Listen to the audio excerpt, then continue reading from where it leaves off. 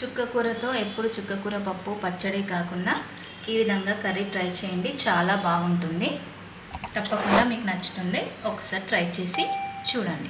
చుక్కకూర కర్రీ చేయబోతున్నాం. ముందుగా చుక్కకూరని మొత్తం కట్ చేసుకొని కడిగి పెట్టుకోవాలి.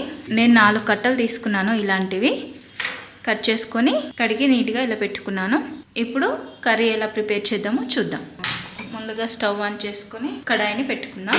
కర్రీకి కావాల్సిన ఆయిల్ వేసుకుందాం. ఆయిల్ వేడి కాగానే 1/2 కప్పు పచ్చిమిర్చి ఇలా కట్ చేసుకున్నాను. వేసుకొని గోలించుకుందాం. నేను మీడియం సైజు 2 ఆనియన్స్ తీసుకున్నాను. చిన్నగా కట్ చేసుకున్నాను. ఇందులో వేసుకున్నాం. ఆనియన్స్ కూడా ఉడికేంత వరకు ఉంచుకుందాం. 5-6 అలా ఎల్లిపాయలను ఇలా కచ్చపెచ్చ తంచుకున్నాను. ఇది ఇందులో వేసుకుందాం. పచ్చివాసన పోయేంత వరకు కొద్దిగా గోలించుకుందాం. తర్వాత కరివేపాకు, అలాగే కొద్దిగా జీలకర్ర. ఇప్పుడు కొద్దిగా పసుపును వేసుకుందాం. మనం ముందుగా కట్ చేసి పెట్టుకున్నాం కదా, కడిగి కట్ చేసి నీట్గా ఇలా పెట్టుకున్నాం కదా చుక్కకూరని, ఇది మొత్తం ఇందులో వేసుకుందాం. ఇలా ఒక 4-5 మినిట్స్ ఉంచుకుందాం. వాటర్ అంతా పైకి వచ్చేస్తుంది కదా, ఆ వాటర్తోనే ఈ చుక్కకూర అనేది ఉడుకుతుంది. చూడండి, 4-5 మినిట్స్ తర్వాత చూస్తే ఇలా ఉడుకుతుంది మొత్తం. ఈ వాటర్ వచ్చేసి వాటర్తోనే ఈ కర్రీ అనేది మొత్తం ఇలా చక్కగా ఉడుకుతుంది.